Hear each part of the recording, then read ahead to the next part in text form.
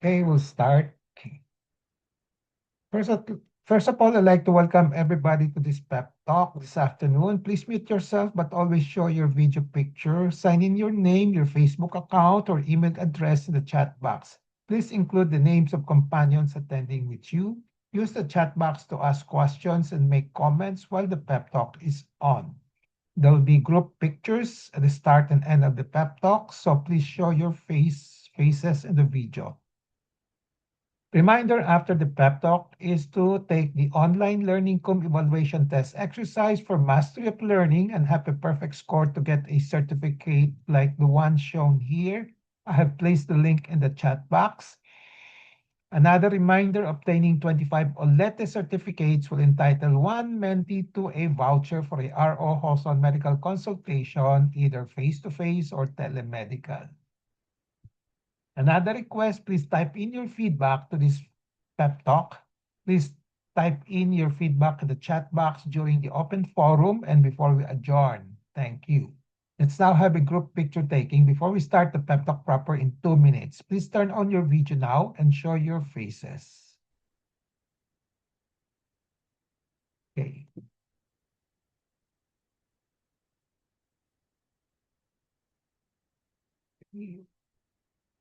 Ready? Everybody set? Ready? One. May pahabol? May pahabol? Okay. One, two, three. Oh, may pahabol. Sandali. Ulit, ulit. Ulit, ulit. Ulit, ulit. Okay. Okay. One, two, three.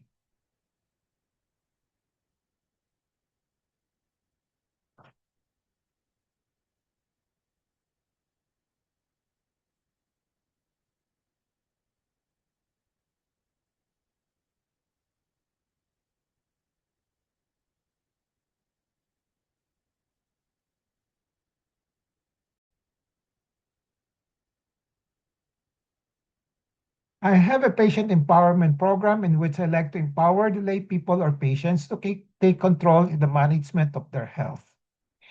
I started the pep talk on May 15, 2021 during the COVID-19 pandemic. There are 3 courses in the pep talk, the core courses, the health disorder courses, and then the health issue courses.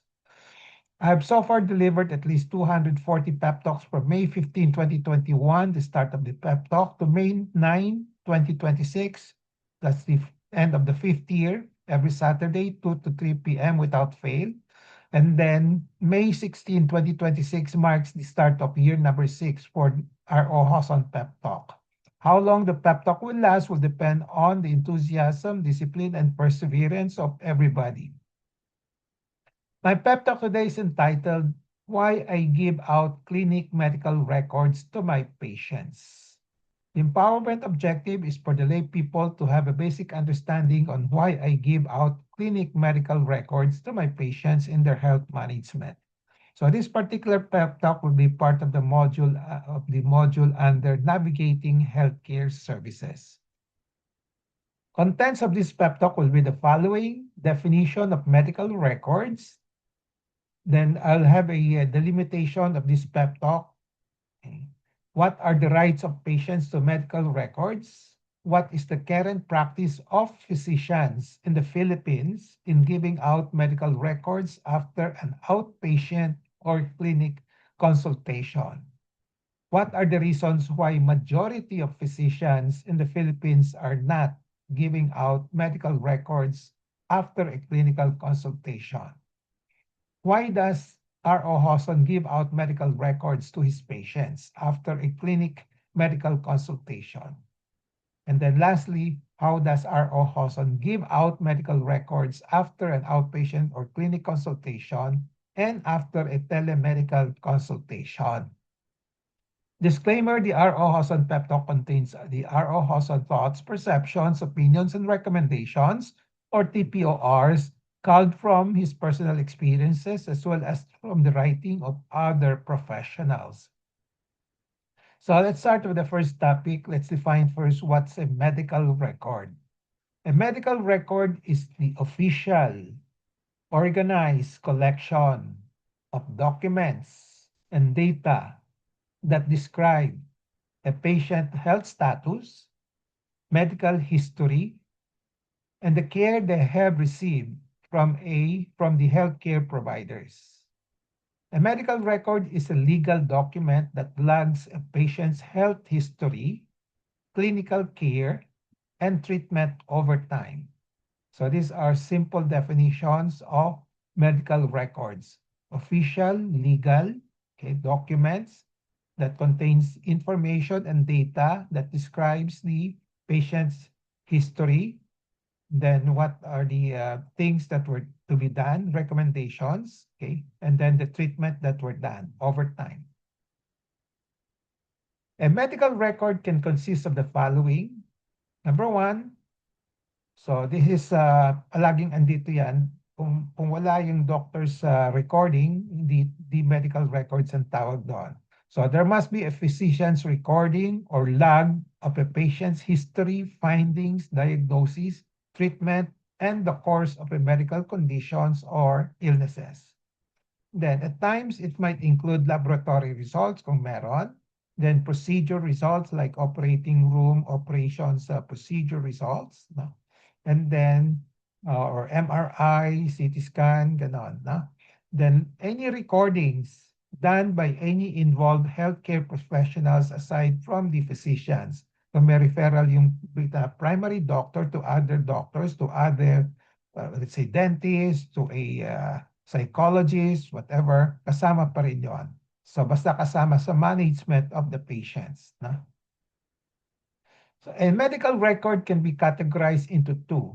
Outpatient, or just call it clinic medical records. So these are for patients seen in the outpatient departments or clinics. Then inpatient medical records, these are for patients who are or have been confined in a hospital or hospitals.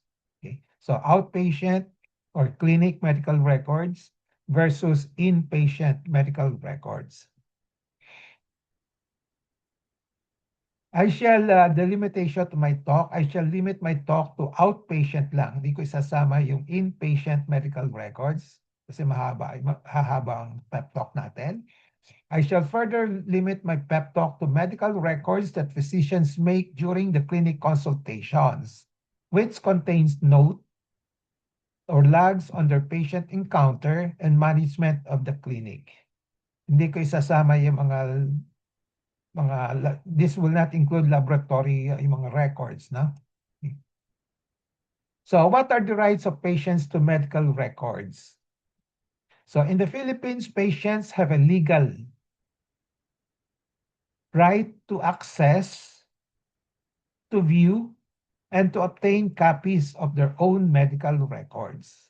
So pag may ginawa yung doctor isang medical records, all the patients have the right to access, view, and obtain copies. Okay? Unless ayaw ibigay na doktor for one reason or another. Baka gusto niya itago. Ganon. Now, so these rights are seen in provided by all these mga laws and also the bills. No? Okay. So number one, makikita niyo sa Data Privacy Act of 2012. So this is Republic Act number 10173. So under Section 13, health data is a sensitive personal information. Patients have the statutory right to access their personal records, obtain a copy, and know their data is processed, know how their data is processed, and correct inaccuracies. So this is under Data Privacy Act. This is a law. Okay? So under Section 13, sinasabi rito, you have this patients have statutory right to access their personal records. Okay? Now, dito na sa DOH Patient's Bill of Rights, under this is an administrative order lang ito, it's not a law, okay? So, but this guarantees every patient the right to privacy, confidentiality, and lastly, ito yung gusto natin, the right to inspect or receive copies of their medical records except when restricted by law. Okay. I don't know what instances i-restrict ng law dito, but most of the time, you have the right to inspect or receive copies of medical records made upon you. Okay. So the third is the Universal Healthcare Act. This is a law. And then you have the Hospital Licensure Act. Again, this is a law. Okay. So nakalagay dito, it mandates that healthcare facilities like hospitals, no, and also clinics maintain accurate medical records and establish procedures to provide patients with medical data. Then under the Code of Ethics of the Philippine Medical Association, these are for the Doctors Association. So it requires licensed physicians to respect patient autonomy, provide clear explanations of diagnoses, and furnish supporting medical documents or laboratory results upon request. So kung di kayo binigyan, you can request upon request. Okay. So this is from the Code of Ethics of the Philippine Medical Association. So these are the association of all the doctors. Okay. So nakita nyo, itong 4, 5, Universal Healthcare Act, Hospital Licensure Act, Code of Ethics, Data Privacy Law, and then the DOH Bill of Rights. No? So andun yung right of patients to medical records. So what is the current practice of physicians in the Philippines in giving out medical records after an outpatient or clinic consultation? Dito tayo mag-focus, no?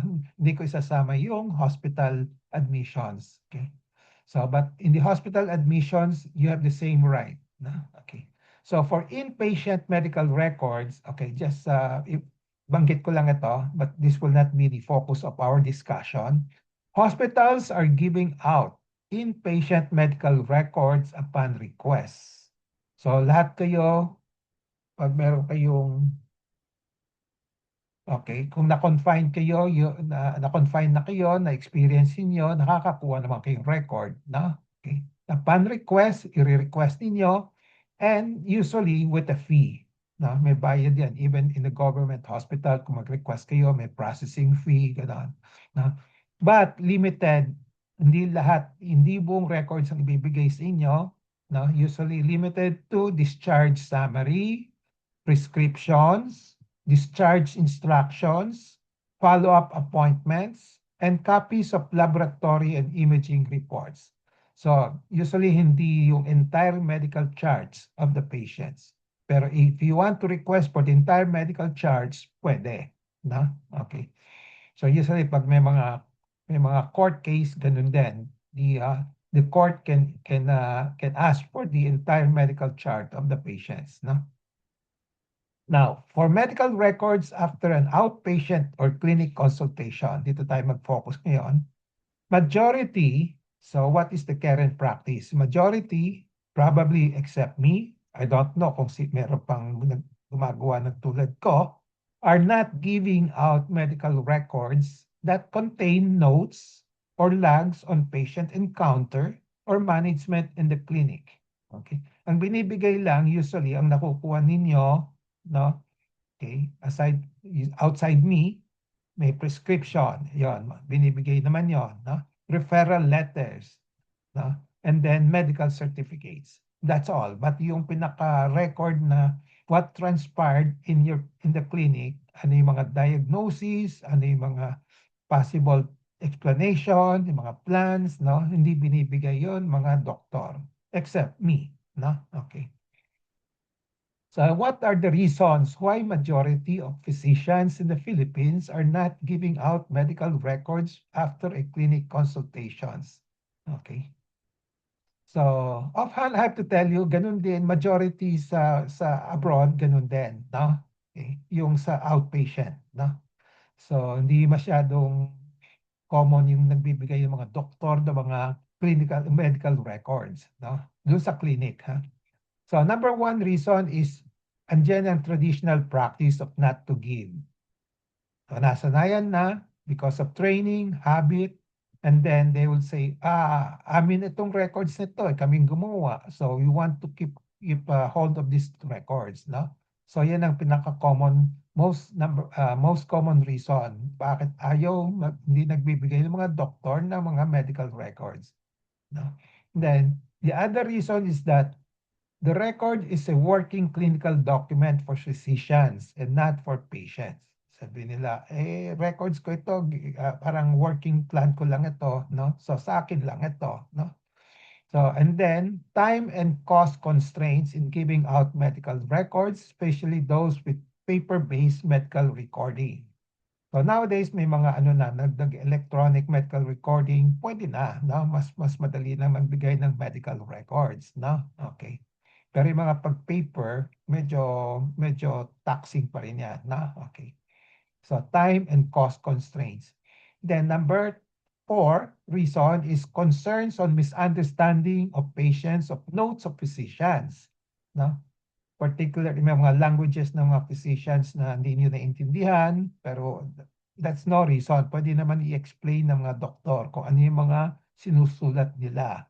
Ang problema lang, ang pinaka-main problem, yung kung di siya gumagamit ng computer, yung handwriting naman ang problema, no? Hindi niya naintindihan, no? Okay. Now, number 1, 2, 3, 4, 5. 5 reason, if seen, okay. So, if physicians are afraid of being criticized of their medical records kasi kadalasan incomplete and inaccurate entries. Okay. So, natatakot sila baka ma-criticize, baka makita ng ibang doktor, makikita ng ibang third party, ay pangit. Itong records nito, incomplete, no? Ganon. Kaya hindi na sila nagbibigay, no? Then, last reason, another reason is afraid of the records of being a source of medical legal actions of my patients. Kasi nakasulat doon kung anong ginawa, pwedeng, let's say, mga pasyente may galit doon sa doktor, pwedeng gamitin yon as a document for medical legal actions. No? Okay. So these are some of the some reasons why majority of doctors are not giving out. There could be more reasons, no? Now, but the trend is changing slowly. So worldwide, hopefully including in the Philippines, there's a growing recognition that patients benefit from access to their medical information.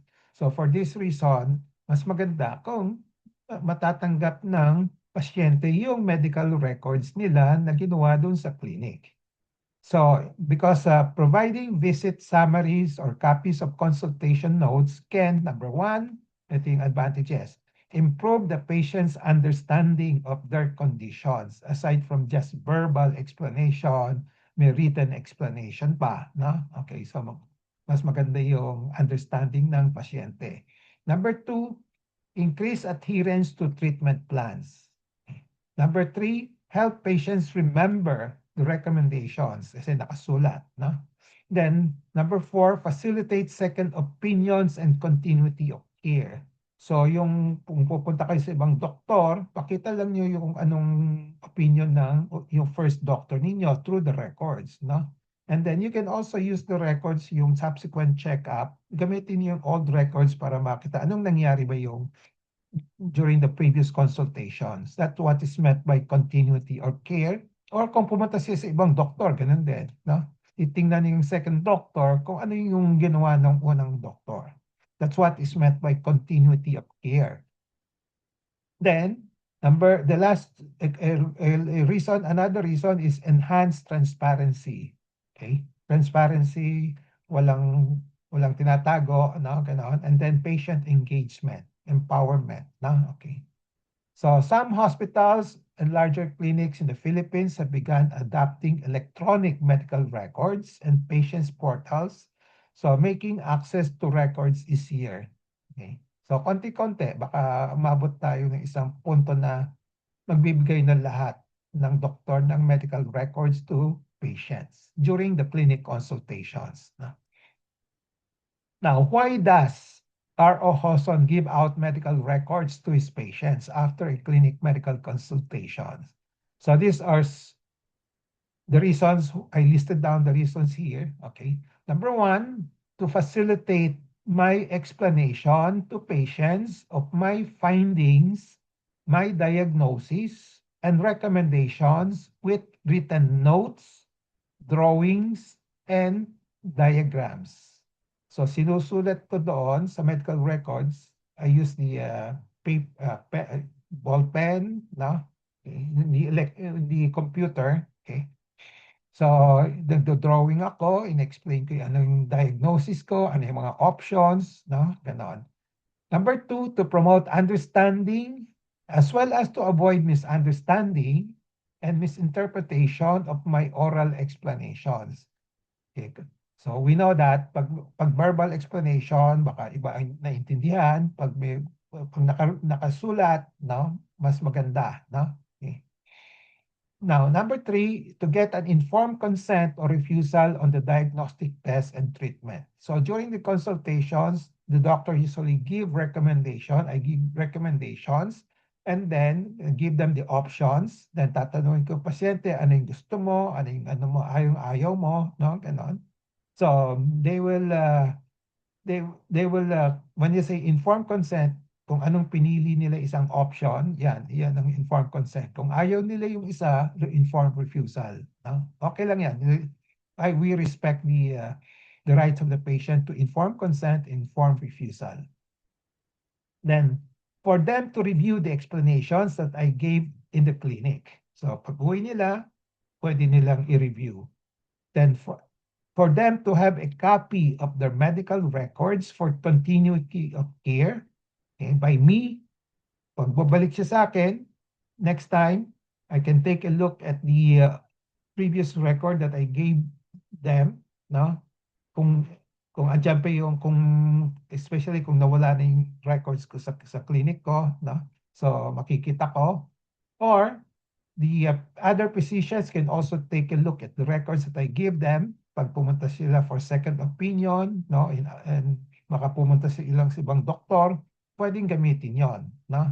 Okay. So ako, I don't mind naman makita ng ibang doktor, no? Okay. The last one is to provide or grant them with the rights to medical records. Kasi, as I said, yung 5 bills, 5 laws, kanina, that you have the right to medical records. And personally, I respect your rights. I'm going to give you your rights. So, binibigay ko yung medical records. Okay. Okay. So to repeat what was said earlier, the general benefits, isama ko na rin dito, why I give out medical records. It improves patients' understanding of their conditions, increase adherence to treatment plans, help patients remember the recommendations, facilitate second opinions and continuity of care, and then enhance transparency and patient engagement.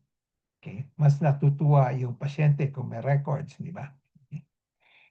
So how does R.O. Hawson give out medical records after an outpatient or clinic consultation and telemedical consultation? Isama ko na itong tele kasi naging popular na ito. I started this formally during the pandemic. No?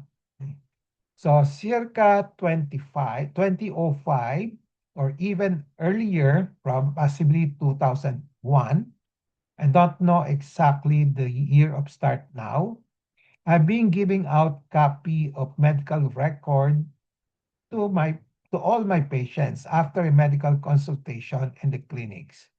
So kung 2005, so mga 20 years na, 21 years ko na ginagawa ito, na matagal na. So in 2020, during the COVID-19 pandemic and lockdown, where I had to conduct telemedical consultation instead of face-to-face, I have continued to give out copy of my medical recording after consultation. So tinutuloy ko pa rin, no? So in the this is how I do it. In the face-to-face consultations, not tele, I would use a carbon paper to make a duplicate of my recording over a notepad, no, the size of 1/2 of a ordinary bond paper, no, as illustrated. So lalagyan ko ng isang carbon paper and then I will just write on this yung duplicate copy, ibibigay ko sa pasyente, no? Okay. So while I write on this pad, no, kasama na yung explanation to the patient, no? At pinapakita ko sa pasyente kung ano yung mga sinusulat ko diyan. Okay. So samples of duplicate copies of medical records given to patients. Example, ito. Okay. So you have the date, then the age. Ito, may nickname pa, no? Age, okay, and sex, and then concern, kung ano, and then physical exam findings, may drawing pa, no? May drawing ako para mas naiintindihan niya ng pasyente. Okay. Then the data, importanting data. Then as to the diagnosis, no? Okay. Diagnosis, ito, whether it's kasi nodules, pwedeng cancer, pwedeng not cancer, i-explain ko why I'm suspecting cancer. I put more lines here kasi mas mabigat yung suspecha ko for cancer compared to this one. Then I usually tell the patient anong basis ko for saying that I'm considering cancer. No? Okay. So, ito yung mga reasons ko, in-explain ko. Okay. Prominent lymph nodes, may mga kulani, then may biopsy siya, no? Atypia, gano'n, no? So, diagnosis, nilalagay ko rin. Primary diagnosis, papillary cancer or thyroid cancer. Then, options of treatment, pwedeng pa-repeat ang ultrasound or do a CT scan. No? Okay? So, options ang gagawin. No? Then, kung anong na-decide ng pasyente, no? Then, I let them sign. No? So, this is the signature of the patient. No? Showing the informed consent kung ano yung pinili niya kung i-repeat ang ultrasound or CT scan. No? So another record here, again, with date, time, date, age, no, findings, ganon. Then diagnosis, andyan, no? Okay. So in doubt, may doubt ako kasi na-diagnose siya as hyperthyroid pero sabi ko I doubt it. So sabi ko i-repeat na lang yung thyroid function test. Okay. Okay.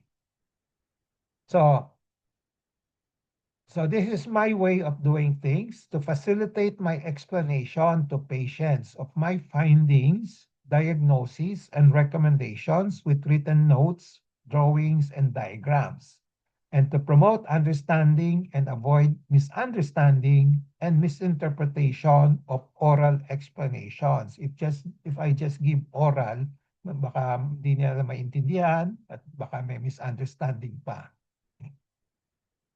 Now, during the COVID, in the telemedical consultations, I have at least two ways, giving patients a copy of my medical records. Okay. One way is to scan the hard copy of my notepad in which I wrote my medical records and sent it to the patient online. Example, ito may notepad ako, okay? Handwritten ito, okay, sa bahay, okay? Then I take a picture and then send it to the patient. Another way, okay, again, with this one, it also achieved this one to facilitate my explanation to the patients of my findings, diagnosis, recommendations with written notes, drawings, and diagrams, and to promote understanding and avoid misunderstanding and misinterpretation of my oral explanation. Sa tele, pwedeng usap-usapan lang, verbal, kung walang written, baka ma-misinterpret kung anong sinasabi ko, no? Another example of how I give out my records during telemedical, yun, ita-type ko sa isang not longhand, ita-type ko, no? May drawing pa, no? And then may picture pa ng mga evidence na nag-teleconsult kami, no? Ganon. So I type, make an electronic copy, and then send this to the patient. No? Okay. So may copy yung pasyente ng medical records of the telemedical consultation. Okay. Still another way, nowadays, medyo taxing yung ginagawa kong, yung sinusulat pa doon. So during telemedical, ginagawa ko, nilalagay ko na lang, ito, Facebook chat, no? Facebook Messenger, ilalagay ko na yung ano, yung mga date, yung ano, yung diagnosis, ganon. After telemedical consultation, okay, May 4, 2026, multiple colloid adenomatous goiter, ganon. And then sabi ko, it's a new terminology, ang tawag doon, follicular nodular disease, and then I emphasize it's benign, no? Ayun, para hindi yung ma-misinterpret ng pasyente, no? So capitalize ko pa yung benign, no? And then, ito yung konting history niya, no? Na she's from Calatagan, working in UAE, and then noted thyroid, ito yung history niya, gano'n.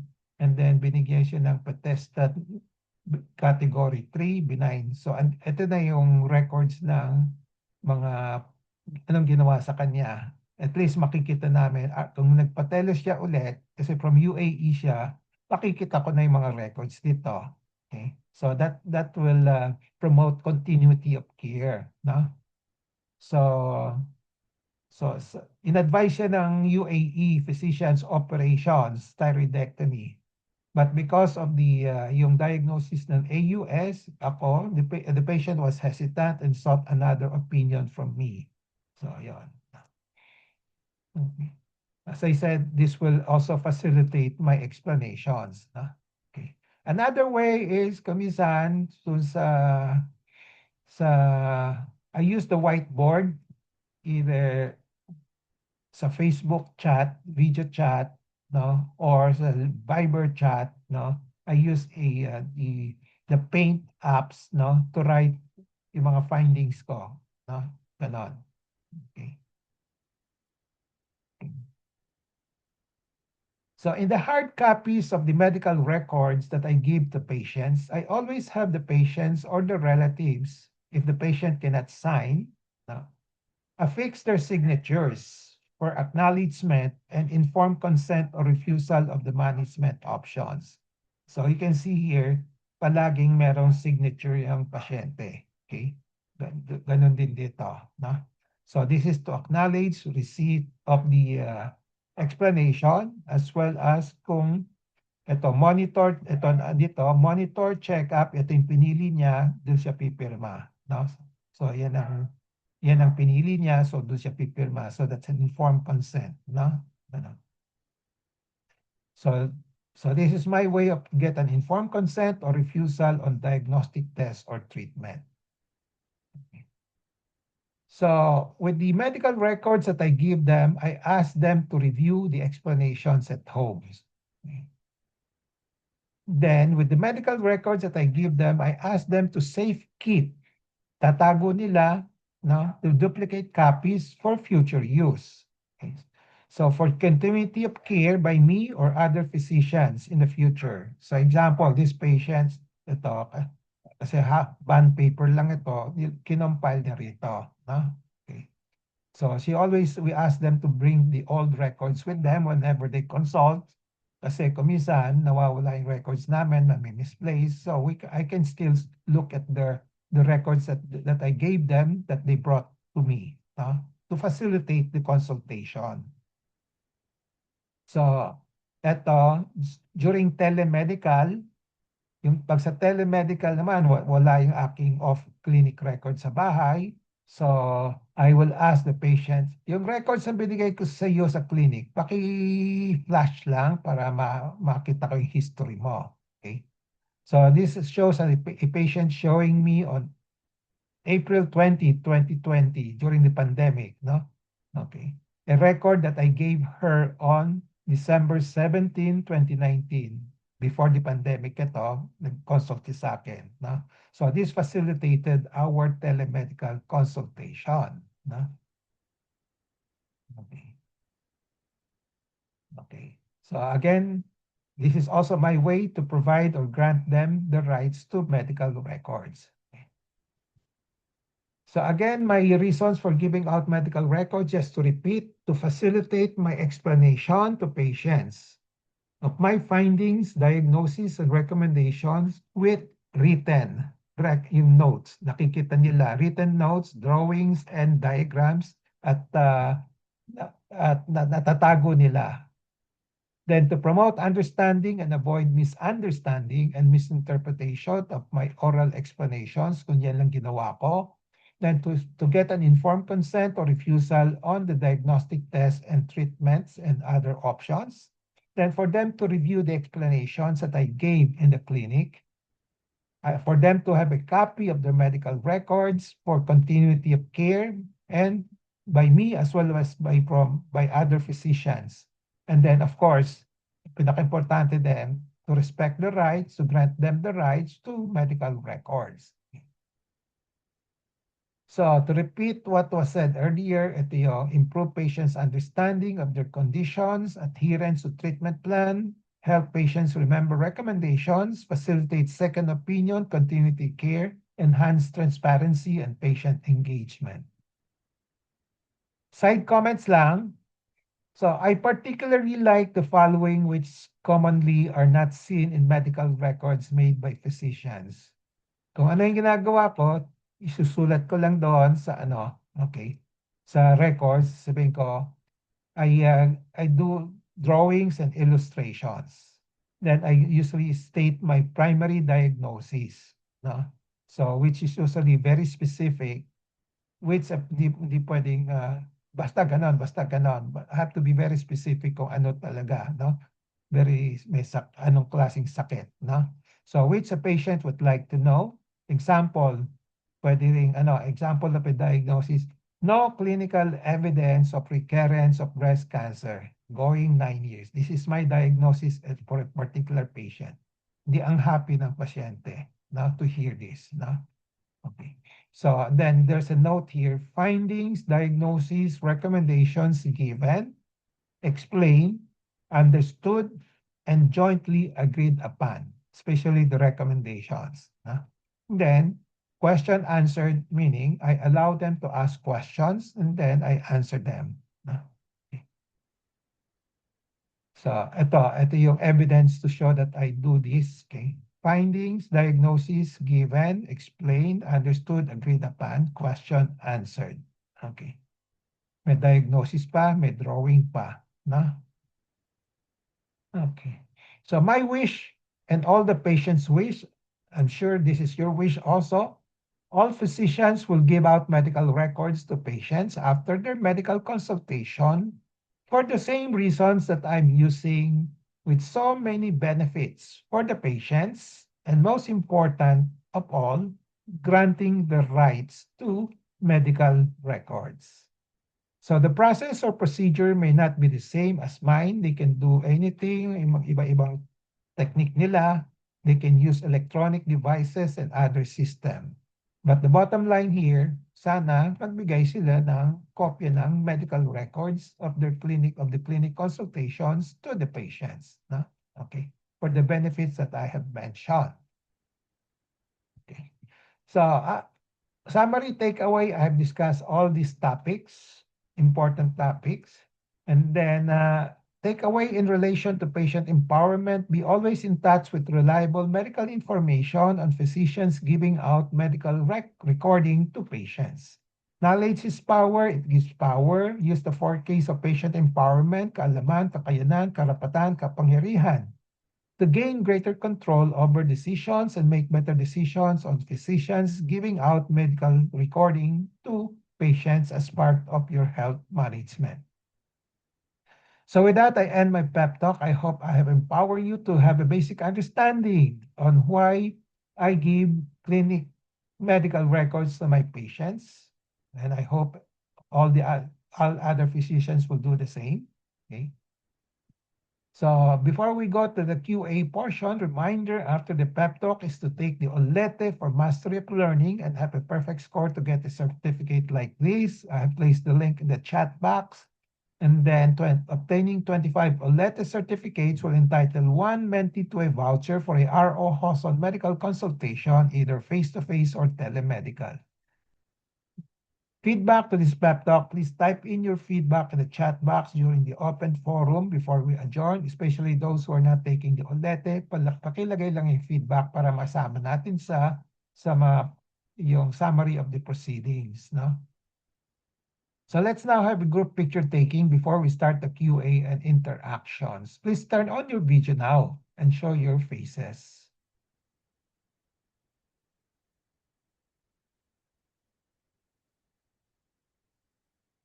Okay. Ready? That's it. 1, 2, 3. Okay, may pahuli. Sandali, may pahabol si Christy. 1, 2, 3.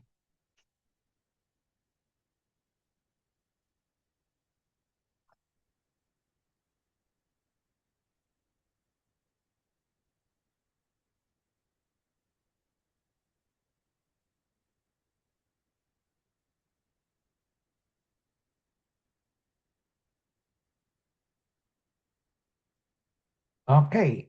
So the floor is now open for questions, comments, suggestions, sharing of experiences, etc.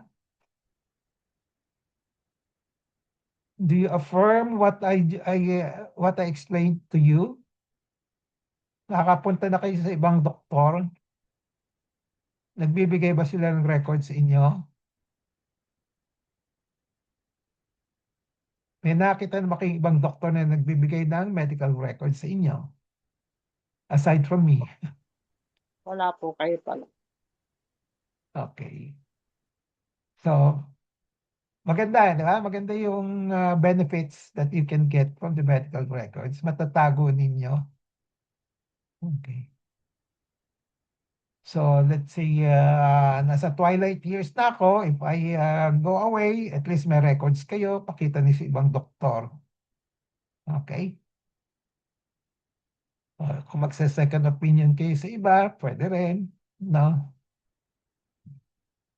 So, hindi naman ako takot sa mga kung anong sasabihin ng ibang doktor. Basta may para kasi pag walang explanation, baka pag pumunta ka sa ibang doktor, bakit itong ginawa ni doktor ano? Kasi ibang gusto niya, ibang magawa, no? But pero kasi yun ang nag-agree kami ng pasyente, di ba? So wala nang confusion doon, no? Wala nang questions, no? Okay. Kasi all doctors have different mindset, different styles, di ba? Kung saan magre-recommend sila biopsy muna, pwedeng hindi na biopsy, gano'n, no? Okay, kung gusto nila, pag close ang mind nila, dapat ganun ganon. Sabihin nila, bakit si Dr. Rosa, bakit hindi nag-biopsy, bakit ano, ganun, ganon, no? So, kasi yung decision na yon is gotten from a discussion with the patient. Yan ang tinatawag na patient-centered, no? Okay. So lahat ng gamutan ng isang pasyente is a problem-solving decision-making by the patient with the assistance of the doctor. No? Walang fixed na dapat itong pasyente na to, dapat may breast cancer, dapat may chemo. Absolutely, dapat may chemo. No? So may mga instances na pwedeng wala, may instances na ayaw ng pasyente, wala tayong magagawa, di ba? Okay, so we just have to respect the wish of the patient, no? Okay. So yan ang tinatawag ng patient-centered management. We respect the opinions, the values of the patient, no? Hindi lang kami nag-stick doon sa mga guidelines na gano'n, dapat gano'n, dapat gano'n, dapat gano'n, no? So yung mga guidelines na yon, hindi naman absolutely true yan, hindi absolutely na foolproof, no? No. Okay. So any questions, comments? Leah, any comment? Hello, Doc. Good afternoon po. Thank you for Actually, Doc, coming yun nga back. po, kayo lang po yung nagbibigay ng, sorry po, wala ako last week. May pinuntahan po kami. Okay lang, okay lang, okay lang. Nice to see you again. Opo. Na-miss lang kita last week. With thank you po. With what I have experienced, Doc, talagang kayo lang po yung nagbibigay ng may drawings, usually prescription lang, ganun. Tapos, instructions, but the complete medical record of a patient, sa inyo lang po na experience yun. Okay. Sa gawa ng ibang doktor, bigyan ka ng prescription, alis ka na. Ganun nga po. Kahit na hindi kailangan, kung minsan, para kasi alam nila baka maraming tanong pa, binibigay na ng prescription para tahimik na. Opo. Okay. Anything else? Monet, anong experience mo sa akin, Monet?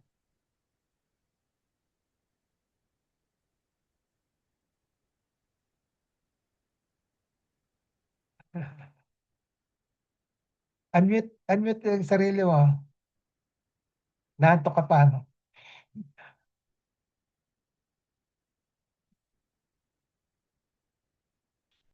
Uh, Anybody else? Mayan, anything?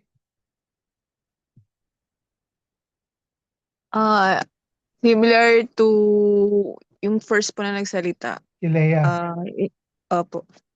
Yun nga po. Happy po ako dahil with drawing pa yung resetang binibigay niyo po every time. And then may mga thorough explanation po. What Okay. are the pros and cons? Mhm. Itatago na. Itatago Opo. niya yung records niyo. Opo, Doc. Thank you po. Yeah.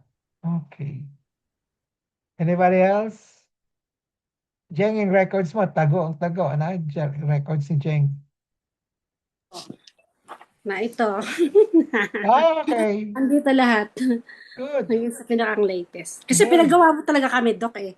Sabi nyo, parang one time pinadala nyo yung para makita nyo kung talagang ginagawa namin. Kaya ito, nandito pa din siya. Buhay pa.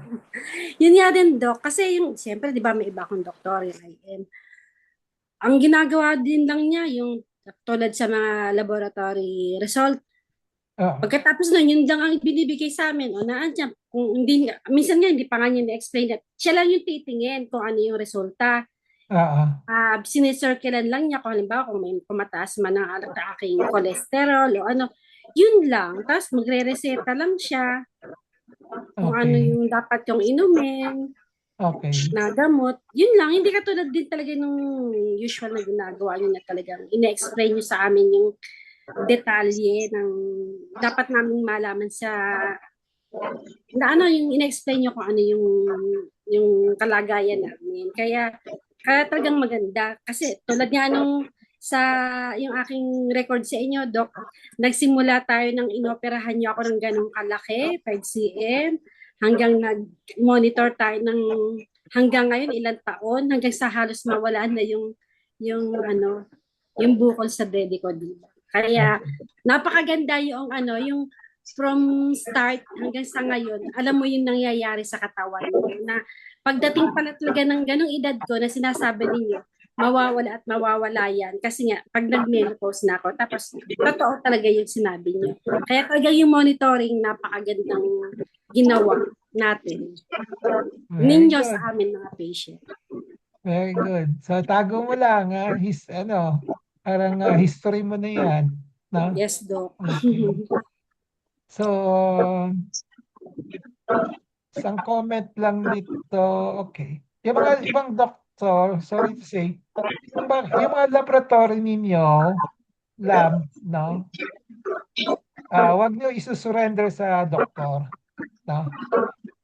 Yung mga doktor, hindi na kayo binibigyan ng medical records, kopya, di ba? Pero pag may laboratory results kayo, kadalasan kinukuha na naman. No? Okay, may mga sa akin naman, doktor. binibigay naman nila. Marami dyan, tinatago nila. No? Sinasama nila sa records nila. Pero ikaw, kung wala kayong alam, wala kayong records. Di ba? So make sure that you have, kung mag-iiwan kayong records sa doktor, you photocopy. No? Photocopy lang. Okay. Kasi pag iniwanan niyo sa doktor yung lab ninyo, wala kayong kopya, kung in the future kailangan ninyo, mahirap na humingi, no? Okay. Mahirap humingi sa kanya. Kung minsan, baka nawala rin niya. No? Number 2, pupunta ka pa sa laboratory. No? Kung minsan sa laboratory, baka sabihin niyo, kailangan ng medical certificate. Ganon. No? Okay. So, yung mga laboratory, okay, just to emphasize, make sure that you have a copy.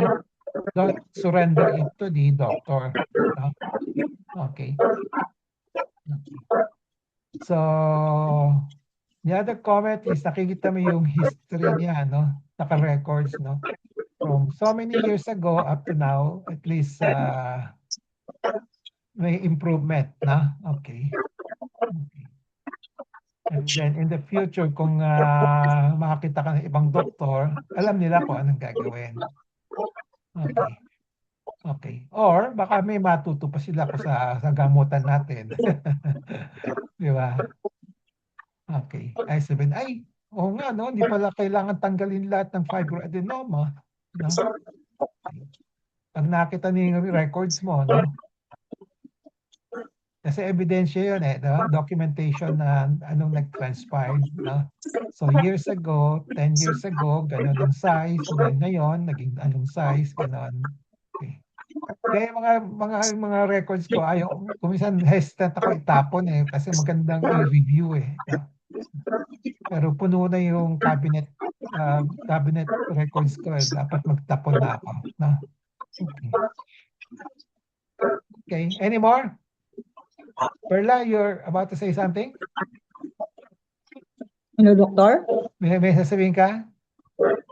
Ay, wala, doktor. Basta sa akin po, doktor, intact lahat mga medical records ko, pati sa mga reseta, pati sa mga, may mga folder ako, kanya-kanyang folder, lahat ng mga blood chemistry, isang folder yan, mga ultrasound, Yeah. mga tungkol sa mga puso, isang folder yan, doktor eh. Very Para kung good. may tanong ang doktor, pag nagpupunta ako, ipapakita ko lang yung mga medical records ko.